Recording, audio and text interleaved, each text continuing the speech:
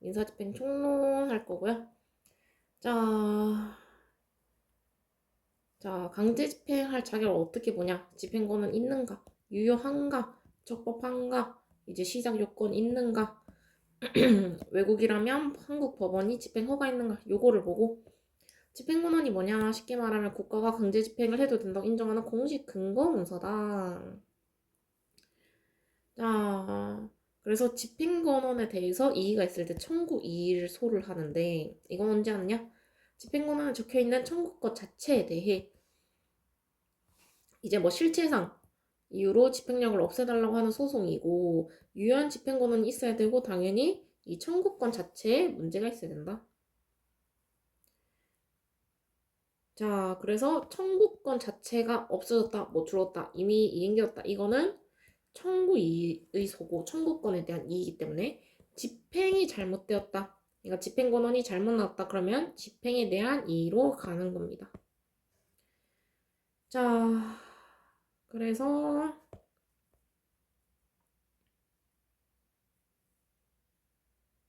자, 권리 자체는 이제 청구 이의고 집행 자체는 집행에 관한 이의고 자, 요런 것들도 솔직히 말하면 한번 읽어보면 될 것 같고 문제로 바로 갈게요.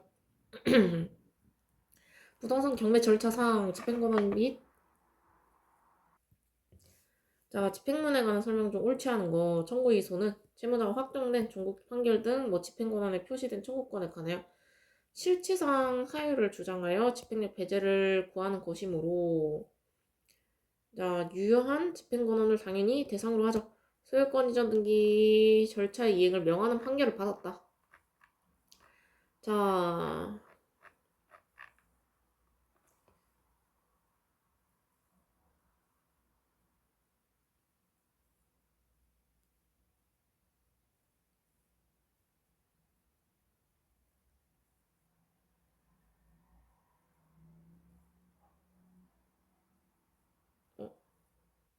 자 그리고 2번 소유권 이전 등기 절차 이행을 명하는 판결은 등기 신청 의사 진술을 명하는 것으로서 지금 판결이 확정되면 확정 시에 당연히 채무자의 의사표시가 있는 것으로 보죠.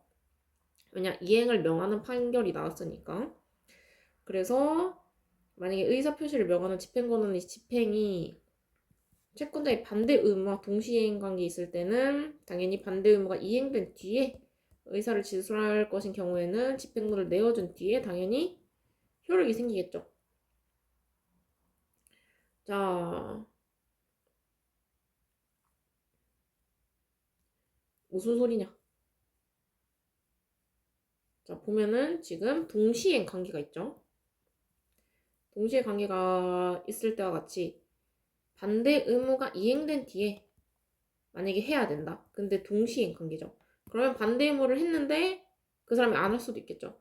그렇기 때문에 집행문을 내어줄 때에 자, 이 반대 의무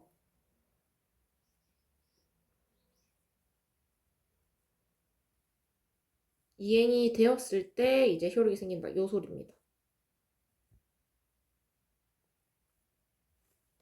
왜냐 만약에 상대방이 이제 돈을 먼저 줘야 되는 구조면은 확정 시 이제 바로 효력이 생기면 돈도 못 받았는데 뭐 이전되거나 그런 효과가 발생될 수도 있겠죠. 그렇기 때문에 이제 집행문 부여 시점에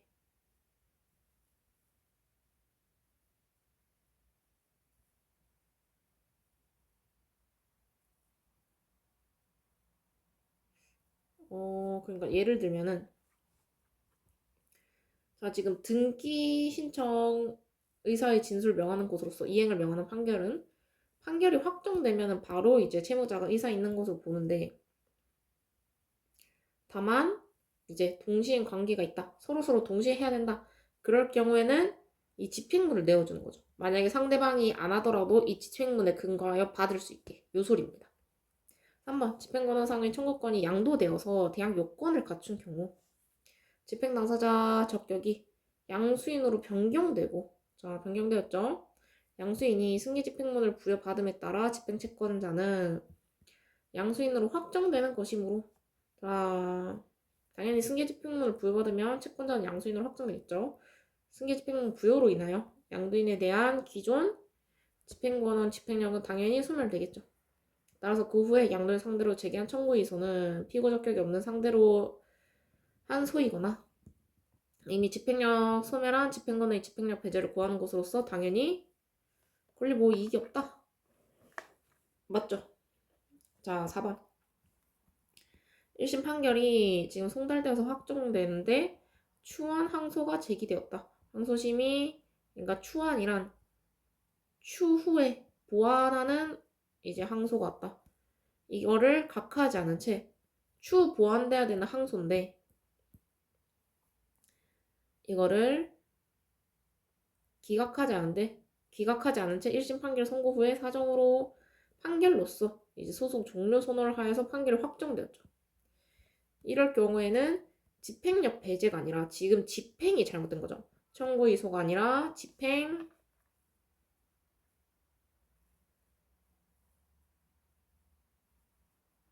자, 청구 이소가 아니라 자, 집행이 잘못되면은 우리가 집행에 관한 이의를 해야 된댔죠. 자, 이거는 지금 집행이 잘못된 거죠. 청구 이의가 아니라 집행 이의 신청을 해야 된다. 자, 5번 집행권원인 동시행 판결을 반대 의무 이행 또는 이거를 자 개시했다. 이의 신청 절차에서 당연히 집행 개시와 관련된 집행에 대한 이의 신청 절차에서 주장 심리되어야 할 사항이지. 집행권원에 표시되어 있는 청구권에 관하여 이의를 내세워서 집행력 배제를 구하는 청구 이의소에서 심리되어야 할 사항은 아니다. 자, 그러니까 무슨 소리냐? 동시행 판결에서 상대방이 안 했다. 그 주장은 청구 이의가 아니다. 왜냐? 집행이 잘못됐기 때문에. 집행 이의다. 왜냐? 청구가 잘못된 게 아니라 집행문을 내어주거나 그런 식으로 했는데 집행문을 안 내어준 거죠. 그래서 이거는 청구 이의가 아니라 자, 청구 이의 사유로 내세울 수 없다. 집행 이의를 해야 된다. 자, 집행권에 관한 설명 좀 옳지 않은 거 1심에서 자, 지금 가집행 선고 승소 판결을 받아서 그 판결이 기해 강제 경매를 신청한 다음에 항소심에서 조정 내지는 화해가 성립했대요. 그럼 당연히 인용 범위가 줄어든 부분에 하나에 실효되고 나머지 부분은 당연히 효력이 있겠죠. 자, 공중인이 장성한 공정증서가 집행권원으로서 집행력을 가질 수 있도록 하는 집행인락 표시는 공중인에 대한 소송행위로서 이러한 소송행위는 표현대리 규정에는 적용될 수 없다. 맞죠? 자, 일단은 자, 표현대리는 그냥 표현을 대리하는 사람일 뿐이에요. 다른 거예요. 왜냐? 이거는 공중인이 작성한 집행권원이 집행력을 가질 수 있도록 하는 집행인락 표시는 좀 더 좁게 봐야 된다. 요런 거죠.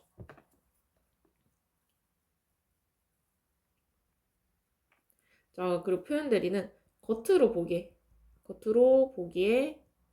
대리권이 있는 것처럼 보임.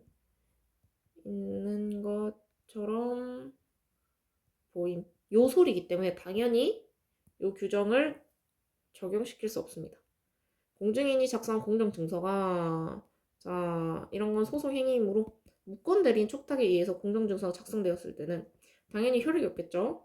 그래서 뭐 확정되었더라도 당연히 실질법상 효력이 없겠죠. 자, 소송의 집행 판결을 청구하는 소는 채권자의 보통직 판적이 있는 곳의 지방법원이 관할하며 보통직 판적이 없을 때에는 이제 민사소송법 규정에 따라 청구의 목적도는 담보의 목적이나 압류할 수 있는 채무자 재산이 있는 곳의 자, 보면은 일단 위에부터 틀렸어요. 대부분 자, 채권자의 보통직 판적이 있는 곳의 법원이 아니라 채무자 기준으로 합니다. 자, 그래서 일단 채권자 요거부터 틀렸고 자, 5번. 확정된 종국 판결의 터를 잡아서 강제 경매가 진행되었다. 자, 근데 확정 판결이 재심 소송에서 취소되었다 하더라도 경매 절차가 계속 진행된 이상 당연히 매각되고 완납한 매수인은 소유권 적법 취득이다. 이것도 맞습니다. 자, 그 다음에 3번.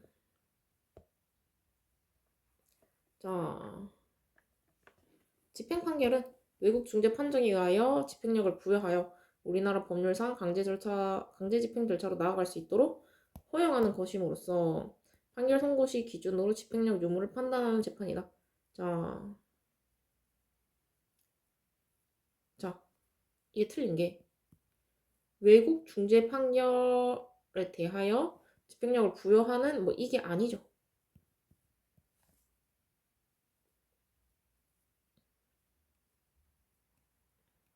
외국 재판에 대한 집행 판결은 이제 변론 종결 시 기준으로 하는 거고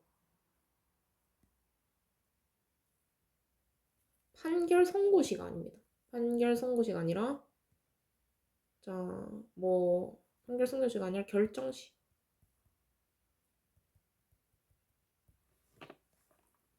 그래서 그러니까 판결을 선고하고 변론을 할 수 있거든요. 변론하고 그 다음에 결정을 합니다. 그래서 최종 결정 때 마무리를 지는다. 요 소리고 1번부터 틀렸고 2번 외국 법원의 확정 판결 또는 이와 동일한 효력이 인정된 재판에 기초한 강제 집행은 당연히 대한민국 법원에서 집행 판결로 그 강제 집행을 허가해야 되겠죠. 집행 판결은 재판의 옳고 그름을 조사하지 아니하고 하여야 한다. 자, 그래서 나중에 재판이 틀렸을 때는 집행 이의를 하는 거겠죠. 자, 3번이 틀린 것 같지만 맞는 이유가 왜냐? 재심사 금지 원칙 때문에 그래요.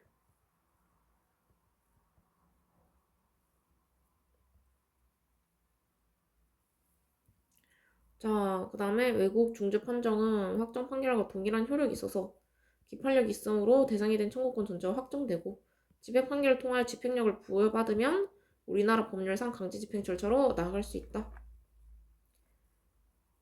자,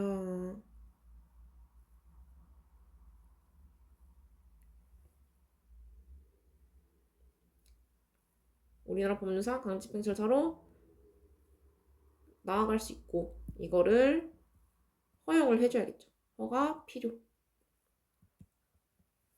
5번.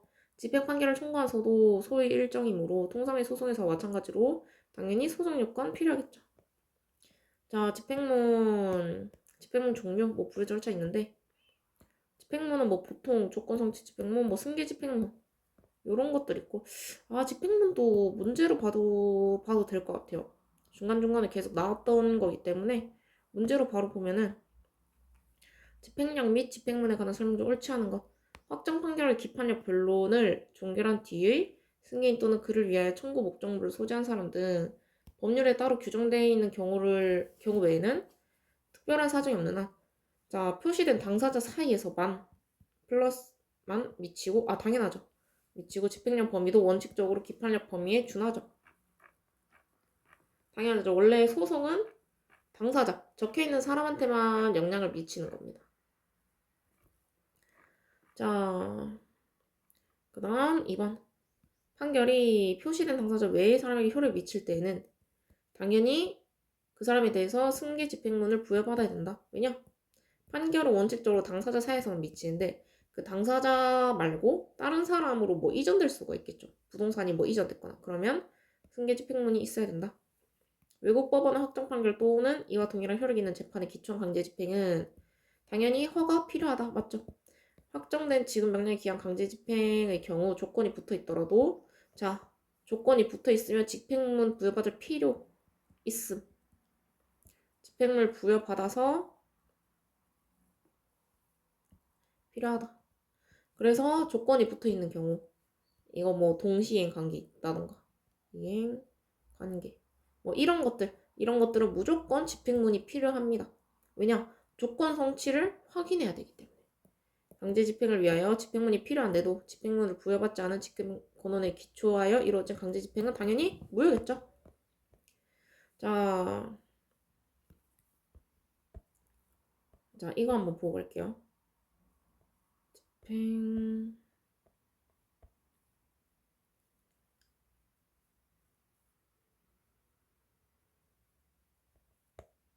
자, 집행문이 뭐냐? 이 집행권한으로 실제 강제 집행을 해도 된다. 라는 집행령 인증 문구다. 자, 집행 권한은 이 집행을 할 수 있는 권한이 있는 사람이다를 나타내 준 거고, 집행문은 이런 사람이므로 실제로 강제 집행해도 된다는 집행령 인증 문구고, 그래서 원칙적으로는 강제 집행은 당연히 집행문이 있는 판결 정본, 집행령 있는 정본이 필요하죠. 다만 특별한 경우에는 집행문 없이 집행할 수 있는데, 조건이 없는 경우는 당연히 집행문 없이 가능한 예외가 있을 수 있는데, 조건이 붙은 경우에는 집행문이 필요하다. 왜냐, 조건을 성취하지 않았을 때도 이 강제 집행을 해줄 수 있게 만들어줘야 되기 때문에.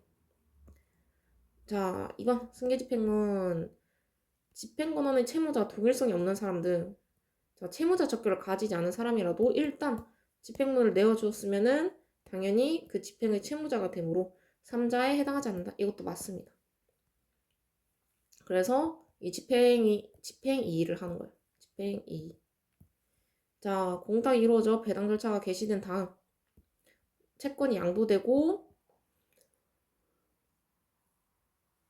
채무자에게 양도 통지를 했더라도 지금 이미 배당 절차 개시됐죠. 개시됐으면 당연히 승계 집행문이 필요합니다. 없으면 당연히 양수인의 채권자가 위 배당 채권에 기하여 압류, 전무물은 당연히 무효고, 의사표시 간취 효과가 생긴 후에 지금 지위가 승계되었으면 당연히 원칙적으로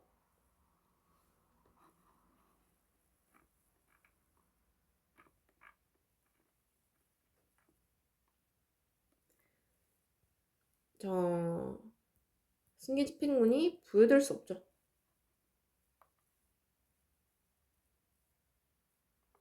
왜냐?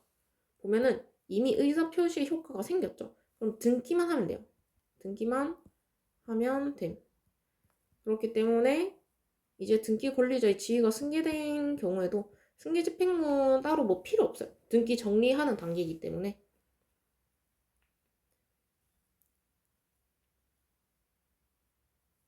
자, 소송 비용 부담의 재판이 있었다.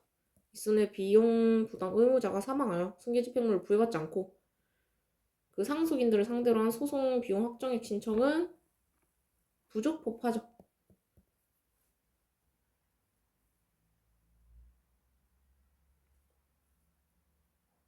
왜냐? 누구에게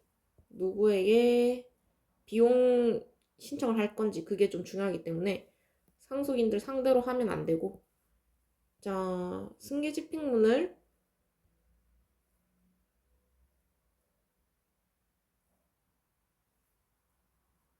그래서 상속인 상대로 가려면 그 상속인들이 그 사망자에 대한 위치를 이전받는 승계 집행문이 필요한 겁니다. 5번. 채무 명의 표시된 채무자의 상속인이 상속을 포기한 후 지금 채권자가 상속인에 대한 승계 집행문을 부여받아서 압류 및 조문 명령을 받아 확정되었다면 집행 채무자가 상속 포기 사실을 들어 집행문 부여에 대한 이의 신청 등으로 집행문 효력을 다투어 그 효력이 부정되지 않은 이상 피존부 채권은 전부 채권자에게 이전한다. 자, 지금 보면은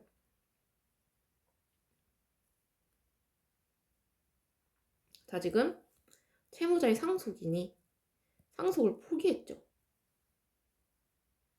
자, 포기했으면은 애초에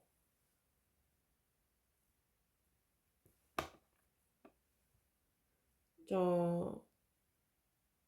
집행 채무자 적격이 없죠. 집행 채무자 적격 없음. 그러면 요것도 효과도 생기지 않습니다.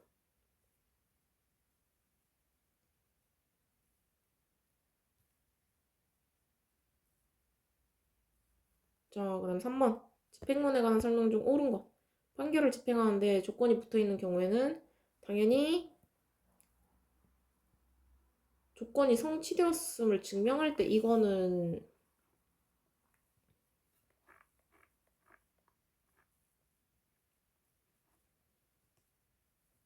증명까지는 필요 없어요. 증명 필요 없음. 없음. 바로 그냥 집행문을 내어줄 수 있습니다. 그 다음에 2번. 집행문 신청에 따라 1심 법원은 법원 사무관 등이 내어줘야 하므로 항소심에서 소송이 계속 진행 중인 경우 가집행 선고 후 1심 판결에 기하여 강제 집행을 하고자 하는 경우에도 1심 법원의 법원 사무관 등에게 집행문 부여 신청을 하는 게 아니라 지금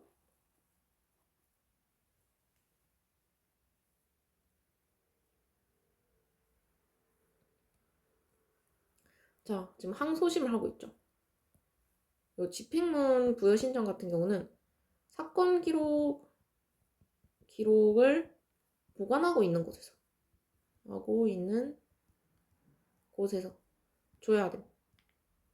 그래서 항소심 소송했을 경우는 1심 법원이 아니라 항소심 법원에서. 집행문을 내어달라는 신청은 말로는 할 수 없고 반드시 서면으로 해야 된다. 아니죠. 말로도 가능합니다.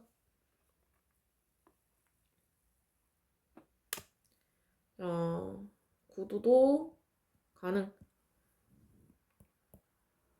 집행문을 내어달라는 신청에 관한 법원 사무관 등의 청구에 대해서 이 신청이 있는 경우에는 그 법원 사무관 등이 속한 법원의 결정으로 하죠. 이거 맞고, 채권자가 여러 통의 집행문을 신청하거나 제도 부여 신청을 한 경우에는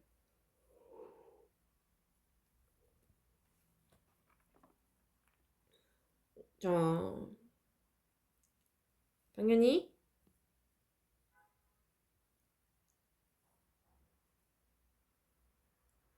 집행문 부여하고 있고, 확정된 지급 명령의 경우에도 확정된 지급 명령은 명령이 필요 없어요. 왜냐면 확정됐기 때문에.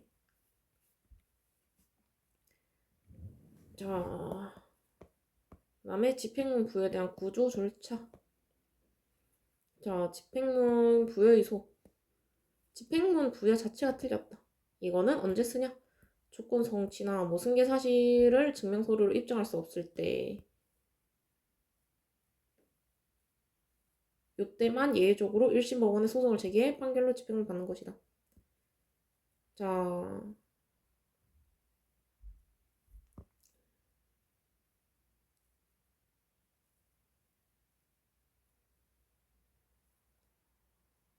당연히 집행문 부여는 조건 성취, 승계 사실 등 집행문 부여 요건에 한정되어 있죠. 왜냐? 집행문 자체도 요럴 때만 무조건 필요한 거기 때문에 요게 애초에 틀린 경우에는 당연히 집행문에 문제가 있다. 나올 수 있겠죠. 요거 확인하고 문제로 바로 갈게요. 집행문 부여소에 대한 설명 중 옳지 않은 거.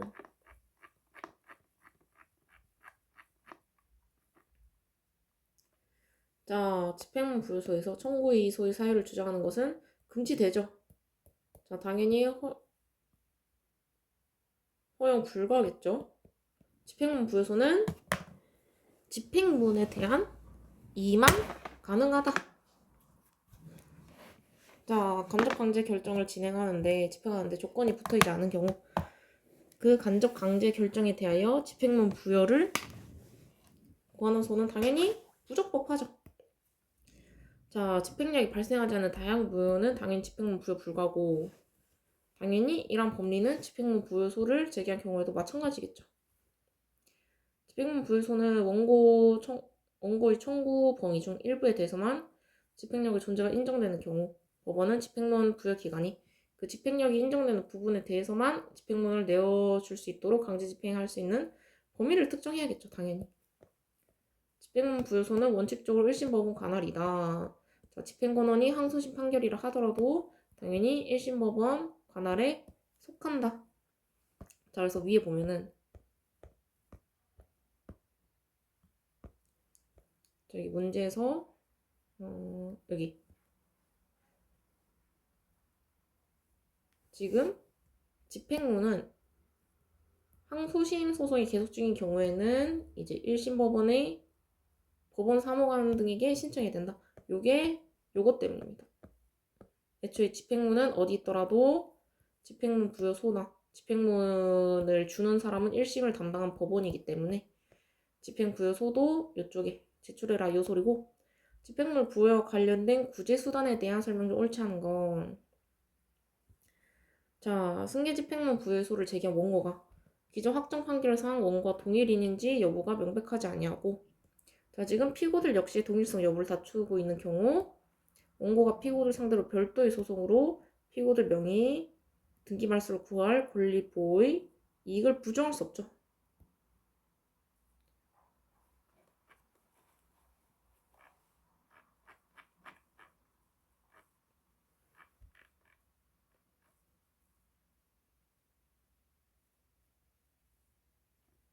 왜냐? 지금 누군지 모르죠. 누군지 모르고 얘들도 싸우고 있기 때문에 별도의 소송으로 피고인들 명의, 등기 말소를 구할 권리 보호 이익이 있죠. 이익을 부정할 수 없다. 맞고.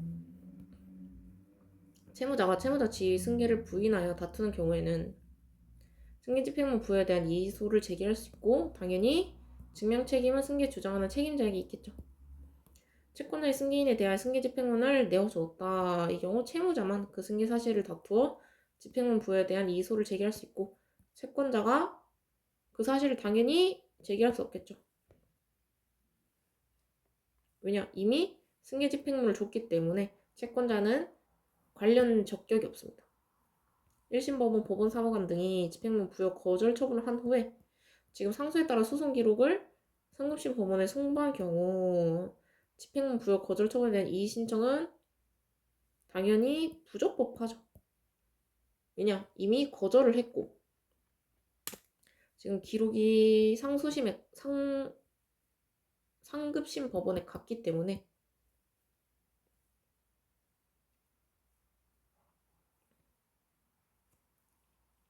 그래서 실익이 없다.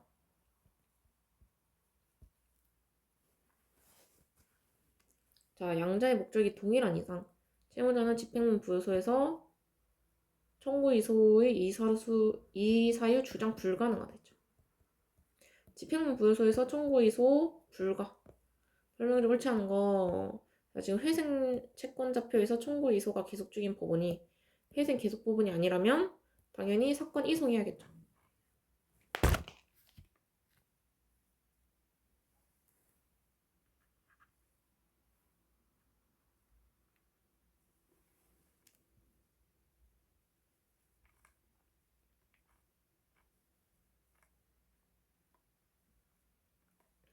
왜냐? 회생 같은 경우는 이제 회생 계속 법원에서 관할하기 때문에 당연히 사건 이송해야 되고, 집행권원의 채무자 동일성 없는 사람들이 자, 이 사람한테 집행문이 내어졌다. 그러면 취소될 때까지 집행문에 대한 집행 채무자가 되고, 상속 채권자가 아닌 한정 승인자의 고유 채권자가 상속 재산에 관하여 저당권 등의 담보권을 취득한 경우 담보권을 취득한 채권자와 상속 채권자 사이 우열은 당연히 민법상 일반 원칙에 따라야겠죠. 상속 채권자라고 해서 우선지위를 주장할 수 없습니다. 자, 그 다음에 4번. 집행권원상 채무자가 일반 권원에 대하여 강제집행 정지를 위해서 공탁한 담보는 당연히 채권자에게 생길 손해를 담보하기 위한 것이므로 강제집행 정지 대상인 집행권원에 기한 기본 채권 자체를 담보하진 않는다. 맞죠? 그러니까 뭔 소리냐? 지금 집행권원상 채무자가 집행권원에 기해서 이제 채권이 이제 집행 정지를 당했어요. 근데 이거를 단지 풀려고 공탁한 담보는, 그러니까 무슨 소리냐?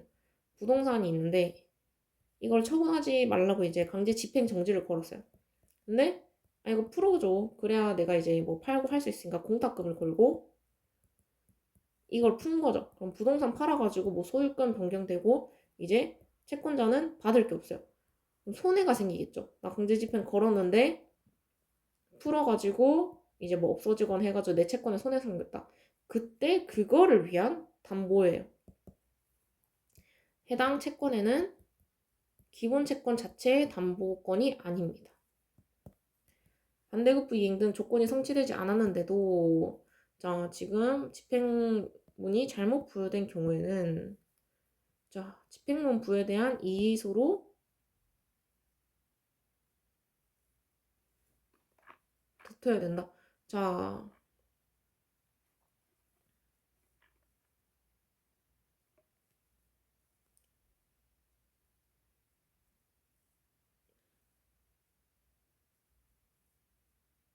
자, 지금 보면은 조건이 성취되지 않았는데 지금 등기 신청 의사표시를 명하는 판결이 났죠. 등기 신청 의사표시는 등기만 하면 끝이야. 이미 끝났고 집행문 자체 끝났고 이 등기가 잘못된 거죠. 그러면 집행문 부여에 대한 이의나 집행문 부여에 대한 이의소가 아니라 이미 끝났기 때문에 채무자는 자 지금 집행문 부여 이의로 갈 실익이 없어요. 이미 끝나버렸기 때문에. 자, 등기 신청의 의사표시를 명하는 판결이다. 이거는 등기만 하면 끝났다. 이미 끝난 절차. 그래서 그 등기에 대한 뭐 원인 무효, 뭐 회복, 말소, 뭐 이런 것들을 걸어야 돼요. 그래서 답이 5번이고. 자, 강제집행 개시 요건, 재산 명시 절차, 유체동산에 대한 강제집행 진행할 거고요. 자, 집행 개시 요건은 지금 당장 집행을 해도 되는지 판단하는 요건이고 당연히 이제 법이 요구하는 절차, 실질 요건을 갖춰야겠죠. 개시 요건 뭐 집행 권한이 송달되었으면 개시 가능하고 자, 집행문이 필요한 경우에는 집행문과 관련된 서류 송달도 개시 요건이 될 수 있다. 자, 상한 판결에서 이제 반대 의무 이행 또는 이행 제공은 당연히 집행 개시 요건이겠죠. 이걸 해야 반대 의무 이행이 돼야 진행하겠다 요소리기 때문에 자 의사표시를 명하는 판결에서는 당연히 반대 의무 이행 후에만 일어나도록 돼 있다. 단순히 등기 신청을 접수한 등기관이 나중에 조사하는 구조가 아니다. 자 그래서 집행권원이 반대 의무와 동시행 관계가 있으면 그 반대 의무가 이행된 뒤에 의사표시를 할 것인 경우 집행문을 내어줄 때에 그 효력이 생긴다. 그러니까 집행문을 내어주는 것도 반대 의무 이행되었는지 확인을 하는 거죠.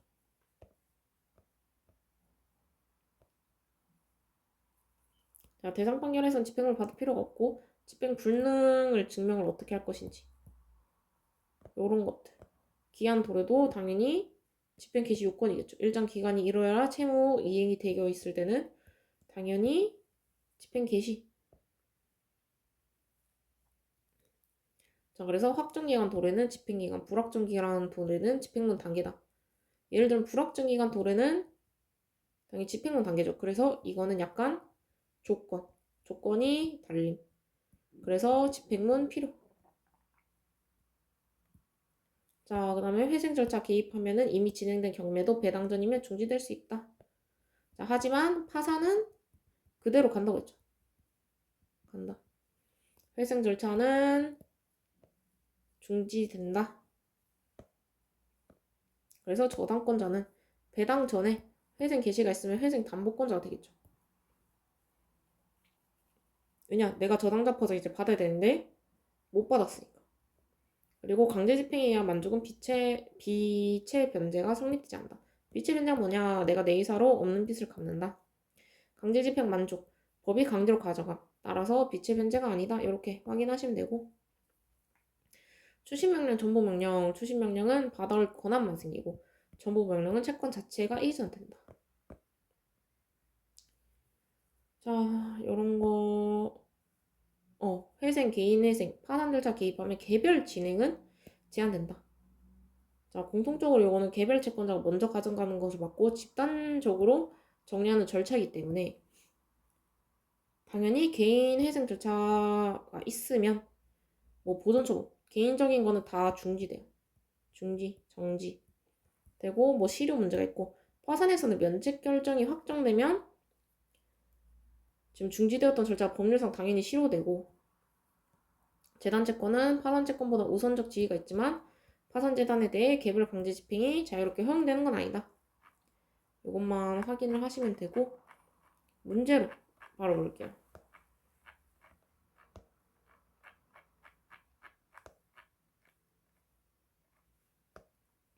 강제 집행 개시 요건.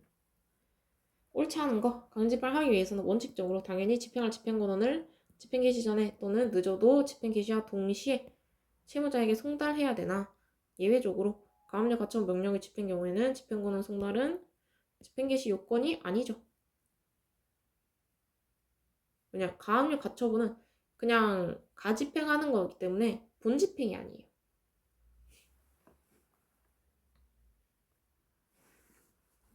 그리고 가압류 가처분은 보전 처분으로 약간 급할 때 하거든요. 그래서 집행권은 송달까지 기다릴 시간이 없다. 그래서 집행 개시 요건이 아니고, 판결이 집행이 그 취지에 따라 채권자가 증명한 사실의 메인때 또는 판결이 표시된 채권자의 승계인을 위하여 하는 것이거나 판결이 표시된 채무자의 승계인에 대해서 하는 것일 때는 집행할 판결 외에 이와 덧붙여 적은 집행문을 강제 집행 개시 전에 당연히 채무자의 승계인에게 전달돼야 되죠. 왜냐? 채무자의 승계인이 이미 받았으니까. 반대 의무 이행과 상한으로 이행을 명한 판결의 경우에는 당연히 그 요건 성취 여부 심사할 필요 없이 집행문 부여하면 되고, 집행 개시할 때 그 요건 성취 여부를 조사한다. 또한 반대 의무 이행과 상한으로 부동산 소유 이전 등기 절차 이행을 명한 판결의 경우도 그 반대 의무 이행 또는 이행 재고 여부는 등기간 조사는 안 합니다. 등기간 조사는 안 해요.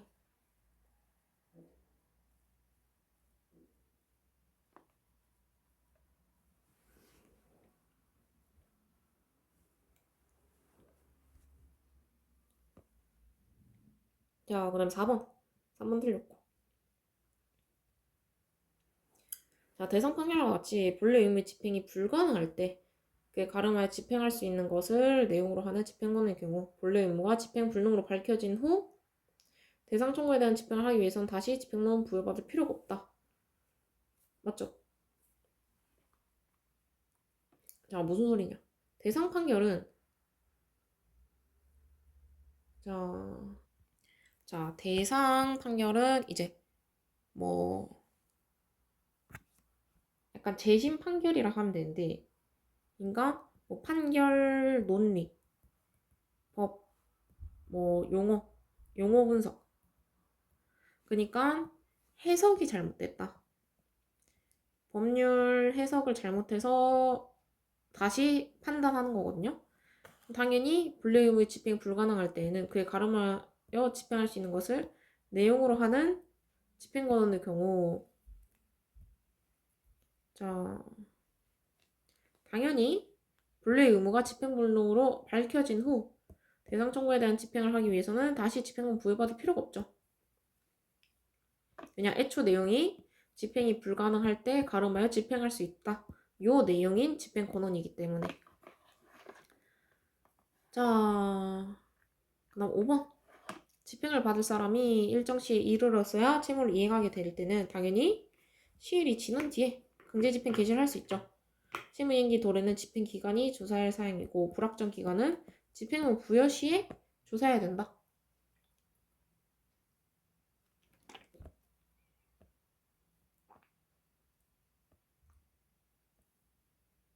자, 2번. 지금 부동산 매각되고 다 납부했다. 근데 회생 절차 개시 결정이 있다. 이럴 때 배당 절차 이르기 전이죠. 이럴 때는 당연히 요 저당권으로 담보되는 청구권을 가진 뭐 채무자 회생 및 파산에 관한 법률 뭐에 따른 회생 담보권자죠. 맞고 2번. 채무자 소유 부동산에 관하여 경매 절차가 진행되어서 매각되고 납부됐으나 배당이 아직 전이다. 이때 회생되었다. 그러면 당연히 집행 절차 중지고, 만약에 이에 반하여 집행이 이루어지면 당연히 이는 무효죠. 이후 채무자에 대한 회생 계획 인가 결정이 있을 때는 중지된 집행 절차는 당연히 효력을 잃겠죠. 강제 집행에 의한 채권 만족은 변제자 의사에 기하지 않고 행하여지는 것이나 예외적으로 비채 변제 성립 불가죠. 불가. 자, 금전채권에 대한 압류 추심 명령이 있더라도 압류 채권자에게 채무자의 제3채무자에 대한 채권이 이전되거나 계속되는 것이 아니라 채권 추심한 권능만 있다. 이런 추심 권능은 압류 대상이 될 수 당연히 없겠죠. 이 권능만 있기 때문에. 권리가 아니기 때문에. 권리 아니. 집행권한상의 청구권이 양도되어서 대항 요건을 갖춘 경우에는 당연히 당사자 적격이 양수인으로 변경되었죠. 양수인은 승계 집행물을 부여받음에 따라 확정되고 요런 승계 집행물 부여로 인하여 양도인에 대한 기존 권한은 당연히 소멸하겠죠. 3번 강제집행 또는 보존처분과 채무자의 회생, 개인회생 파산 절차에 관한 설명 중 옳지 않은 것 면책 결정이 확정될 때에는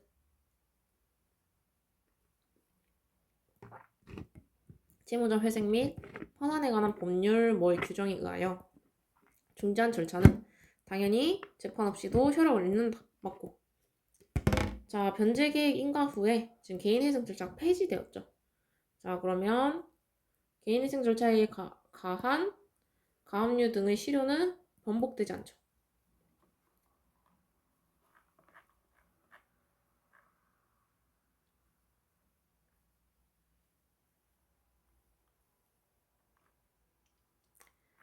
자,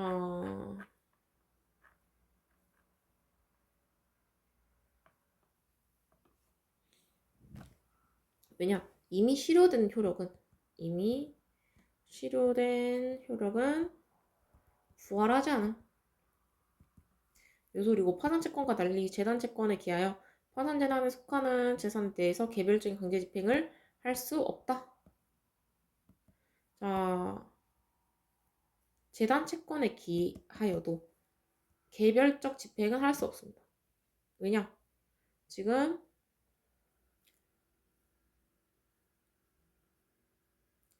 파산, 회생, 개인회생 파산 절차는 지금 개별적 강제집행이 아니라 전체를 통합해서 하는 거거든요. 그렇기 때문에 개별적 신청을 허용하지 않고 개인회생 절차 개시 결정이 있을 때에도 개인회생 채권에 기하여 개인회생 재단에 속하는 재산에 대해서 보존 처분 또한 중지 또는 금지된다. 이게 똑같은 소리입니다. 강제집행 중지 가처분이 발령되면 이해관계인은 정보를 집행공무원에 제출함으로써 강제집행 절차를 파산 선고 시까지 정지시킬 수는 있다. 왜냐? 강제집행을 지금 중지했죠. 발령되면 보존처분 신청인이나 이해관계인은 이 가처분 결정 지금 강제집행 중지가 났다. 그래서 강제집행 절차를 파산 선고 시까지 당연히 정지시킬 수 있겠죠. 재산 명시 절차는 간단히 말하면은 채무자 재산을 써서 내라. 요 소리입니다.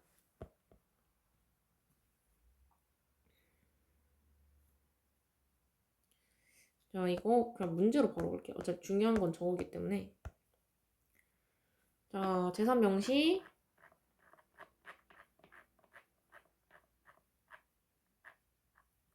채무 불이행. 이렇게 금전의 직을 목적으로 하는 집행권한에 기초하여 강제집행을 개시할 수 있는 채권자는 당연히 채무자의 보통 재판이 있는 곳에서 채무자의 재산 명시를 요구하는 신청할 수 있는데 다만 가집행 소가부터 집행력을 가지는 집행권한의 경우에는 그러지 아니한다.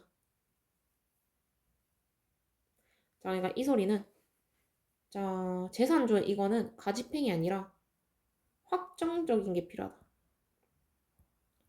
집행, 권한, 필요. 왜냐면 채무자 재산을 다 깠는데 갑자기 가집행이 취소될 수도 있겠죠. 그렇기 때문에 확정된 것만 허용을 해주고 변제 또는 그 밖의 사유로 채무가 소멸되었다는 것을 증명되거나 채무 불이행자 명부에 오른 다음해부터 10년이 지날 때까지 법원은 직권으로 채무자 불이행 명부에서 그 이름을 말소하는 결정을 해야 된다. 자, 이건 틀린 게 자, 10년이 지나면은 법원은 직권으로 결정하는 거 아니라 그 이름을 말소합니다. 그리고 소멸되었다는 것을 증명하면 당연히 말소시키는 거예요. 채무자가 신청하면. 2번 틀렸고. 채무자가 재산명령 송달을 받은 일주일 이내 이 신청할 때는 법원은 이 신청 사유를 조사기일을 정하고 당연히 채권자의 채무자에게 알려줘야겠죠. 자, 재산명시 절차의 관할은 채무자가 제출한 재산 목록의 재산만으로 집행채권을 만족을 얻기 부족한 경우 당연히 이런 데서 조사할 수 있습니다. 조회할 수 있습니다. 왜냐면 채무자는 이제 숨길 수도 있기 때문에 재산 명시 절차에 정당한 이유가 없거나 채무자의 재산을 쉽게 취할 수 있다고 인정할 때에는 법원은 결정으로서 이를 기각해야 되고 이 재판은 이제 법원 채무자를 신문하지 아니하고 한다. 무슨 소리냐? 채무자를 이제 불러가지고 딱히 신문할 그게 아니다. 왜냐 재산 명시 절차는 채무자에게 상담을 부담을 주는 경우이기 때문에 이미 채무자 재산을 쉽게 취할 수 있으면은 굳이 안 불러도 된다 이 소리고. 재산 명시 절차에 관한 설명 중 옳지 않은 거. 자, 재산 명시 절차는 일단 독립된 절차라고 했죠. 그래서 그 자체가 독립된 절차고 당연히 절차를 개시하기 위해서는 집행여인의 정본과 집행개시 요건을 당연히 있어야겠죠. 가집행성과부터 집행력을 가지는 집행권을 제외한 금전의 지급을 목적으로 하는 집행권원이 기만하면 아니죠. 자, 이기만 하면 재산 명시 절차를 할 수 있으나 지금 아니지. 금전 지급 목적으로 하는 집행권원이기만 하면 재산 명시 신청을 할 수 있으나 이런 것도 다 재산 명시 신청 허용되죠. 가능하다. 가능할 수 있다. 왜냐? 얘네들도 이제 금전 지급을 목적으로 하는 제도들이죠. 회생 채권자표, 뭐 파산 채권자표 이런 사람들도 당연히 허용할 수 있다. 요건만 맞으면. 채무자에 대한 재산 명시 송달은 우편 송달이나 뭐 공시 송달할 방법에 이해할 수는 없지만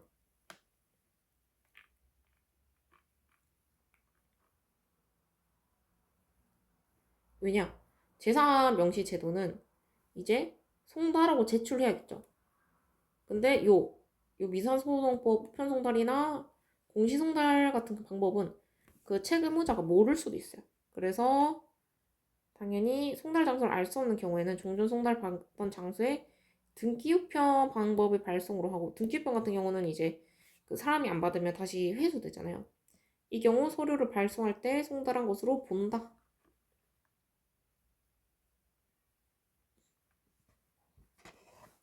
왜냐 재산 명시 절차는 이제 채무자가 나중에 이거를 알았는지 안 알았는지가 문제된 경우가 많기 때문에 왜냐 일주일 내로 답이 없으면 재산을 만들어 까잖아요. 그렇기 때문에 재산 명시 절차 명시 신청을 기각하는 결정에 대해서 채권자는 즉시 항고를 할 수 있으나 재산 명령에 대하여 채무자는 즉시 항고가 허용되지 않고 송달받은 날부터 일주일 이내에 이의 신청을 할 수 있다. 이것도 맞습니다. 채무자가 재산 명시 기일에 불출석한 경우에는 그 기일이 연기되지 아니한 새로운 명시 기일을 열지 않고 감치재판 절차로 넘어가지만 채무자가 감치집행 중에 재산 명령을 이행하고 있다고 신청할 때는 바로 당연히 기일을 열어야겠죠.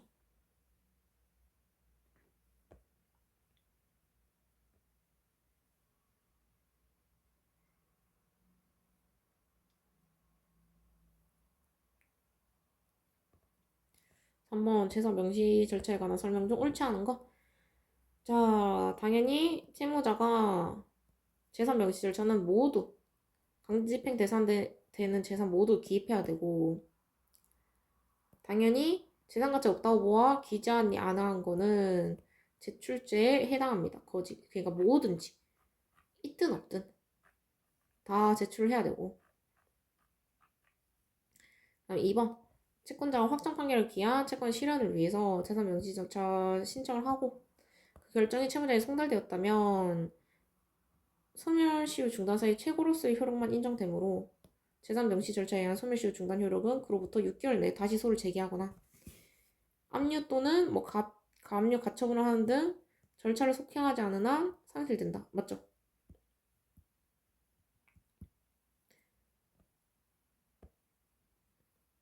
그냥 재산 명시 절차는 그냥 단순한 절차일 뿐이에요. 뭐 이제 뭐 권리도 없고 이걸 가지고 내가 채권을 가압류를 걸 수 있는 것도 아니죠. 당연히 그래서 최고 기관으로서 효력만 있다. 채무자는 재산 명시 명령을 송달받을 날부터 자 10일이 아닌 1주죠. 1주 이내에 이의 신청할 수 있고 미기간 내에서 이의신청할 때는 이의신청 사유를 조사할 기일을 정하고 이 통지해야 된다. 맞고. 하지만 10일이 틀렸다. 채무자에 대해서 강제집행 개시할 수 있는 채권자는 재산 목록을 보거나 복사할 것을 신청할 수 있죠.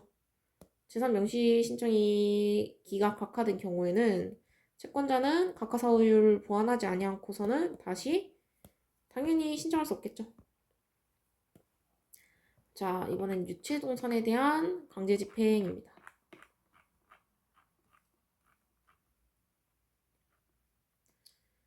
자, 유체 이것도 문제로 바로 볼까요?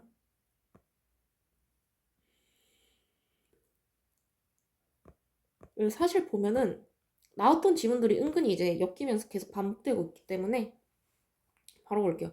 유체동산 집행에 관한 설명 중 옳지 않은 거. 집행관이 독립 단독의 사법기관으로서 스스로 법령을 해석하고 집행할 권한이 있고, 특히 집행관은 개시부터 종료 때까지 고유권한으로 무익료인지, 그러니까 이 유체동산을 이제 집행했을 때 뭐 배당받을 채권자들이 받을 수 있는지 없는지 이 여부도 스스로 판단하는 것이라 하더라도 집행관은 당연히 법률 전문가로서 집행 근거로 삼는 법령에 대한 해석이 복잡 미모하여 이런 사정이 있는 경우가 아니라면 당연히 충분한 지식이 필요하겠죠. 한편 압류하는 물건이 환가 가능성이 있는 여부는 당연히 합리적으로 판단해야 되고, 만일 집행관으로서 당연히 알아야 할 법률 관계를 알지 못하거나 지식이 없었다. 조사를 게을리 했다. 그래서 타인의 손해를 가했다면 불법행위가 성립한다. 맞죠?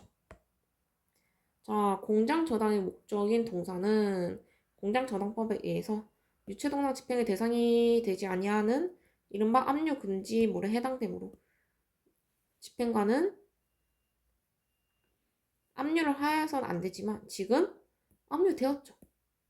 자, 그럴 땐 집행관은 스스로 압류 해제 불가능.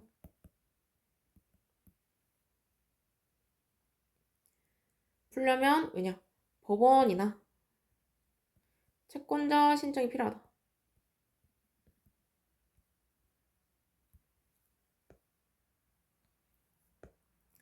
자, 동산 채권 등의 담보에 관한 법률에 따라 동산을 담보로 제공하기로 하는 담보 약정을 하고 담보 등기를 마쳤다. 그러면 동산 담보에 성립하고 당연히 동사담보권자는 담보 목적물에 대하여 다른 채권자보다 자기 채권 우선 변제받을 권한이 있죠. 왜냐? 동산을 담보로 제공하기로 하는 담보 약정이 있기 때문에. 등기를 통해 공시되는 동산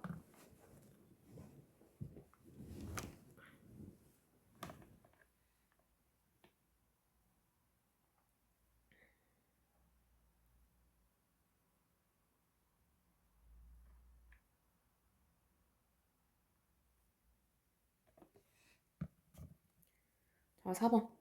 등기를 통해 공시되는 동산담보권을 창설한 동산채권의 담보에 관한 법률의 취지는 당연 배당받을 채권자로 정하는 취지 사이에 이익을 고려하면 동산담보권이 설정된 유치동산에 대해서 다른 채권자 신청에 의해 강제집행 절차 진행되는 경우 유추정형하여서 당연히 동산담보권을 가진 채권자는 배당 요구를 하지 않아도 배당에 참가할 수 있겠죠. 왜냐? 동산담보권은 등기로 공시되기 때문에 등기된 담보권자는 당연 배당권자로 본다. 압류 전에 등기 당연 배당 참가다. 자, 근데 솔직히 이거는 동산만 해당되는 건 아니고 그냥 일반 부동산 강제 집행도 이제 강제 집행 전 등기돼 있으면 당연 배당 참가를 해줬죠. 비슷한 원리고 유치권에 의하여 강제 절차가 개시된 유체동산에 대해서 유치권자의 승낙 없이 지금 다른 채권자가 강제 집행을 위하여 압류를 한 다음 자, 유치권을 진행하였다면 당연히 유치권자는 그 목적물을 계속하여 유치할 권리가 있죠. 2번 유체동산에 대한 설명 중 옳지 않은 거 부부 공유의 유체동산 압류에 관한 규정은 체납처분의 경우에는 유추 적용을 배제할 만한 특수성이 없으므로 당연히 체납 처분인 경우에도 유추적을 할 수 있다.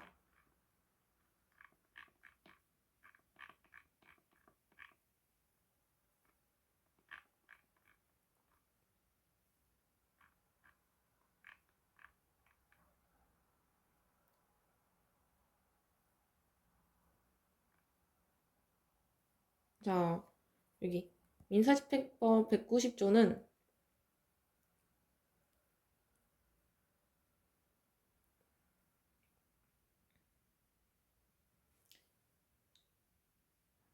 공동점유 유체동산 압류 가능. 공동점유 유체동산 압류 가능. 요 규정이고요. 당연히 체납처분일 경우에도 유추적은 가능하다. 채무자가 그 배우자의 공유로서 채무자가 공동으로 점유하고 있는 유체동산은 배우자가 제출 거부하든 말든 상관없이 압류 가능하다. 2번 틀렸고.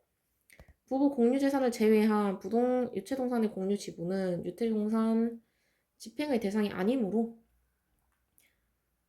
그 밖의 재산권에 관한 집행 방법에 따라 압류한다. 맞죠?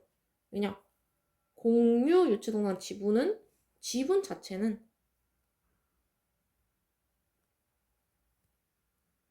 그 밖의 재산으로 처리한다. 자, 그래서 일반 공유랑 부부 공유는 다름. 부부는 이제 한 일체 형식을 보기 때문에 자, 사실혼도 유추적을 시킨다. 그리고 채무자가 점유하고 있는 유체동산의 압류는 집행관이 물건 점유를 하는데 다만 채권자 승낙이 있거나 운반 곤란할 때는 그 밖의 방법으로 한다. 맞고. 자, 동산담보권에 대한 설명 좀 옳지 않은 거. 동산담보 권리자는 채무자 또는 제3자가 제공한 담보 목적물에 대하여 다른 채권자보다 자기 채권을 우선 변제받을 권리가 당연히 있겠죠. 그리고 2번 여러 개의 동산을 종류와 보관장소로 특정하여 집합동산에 관한 담보권, 즉 집합동산 담보권을 설정한 자는 보관장소에 있는 같은 종류 동산 전부가 동산담보권 목적물이고 중량 기록되었다 하더라도 제한 약정이 없으면 당연히 그 중량으로 한정된다고 볼 수 없죠. 3번 동산담보 등기부는 담보 목적물이 동산 또는 이런 거 구분하여 작성한다. 자, 아니죠. 자, 동산 담보 목적 물별이 아니라 담보권 설정자별로 작성한다.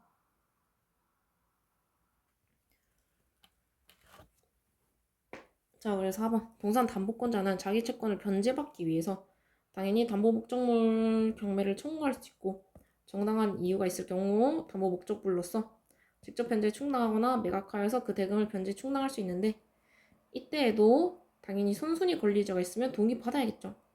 동산채권 등의 담보에 관한 법률에 따라 동산담보권이 설정된 유체동산에 대하여 다른 채권자의 신청에 의한 강제집행 절차가 진행되었다. 자, 이럴 때 당연히 압류 전에 등기되었으면 당연 참가다.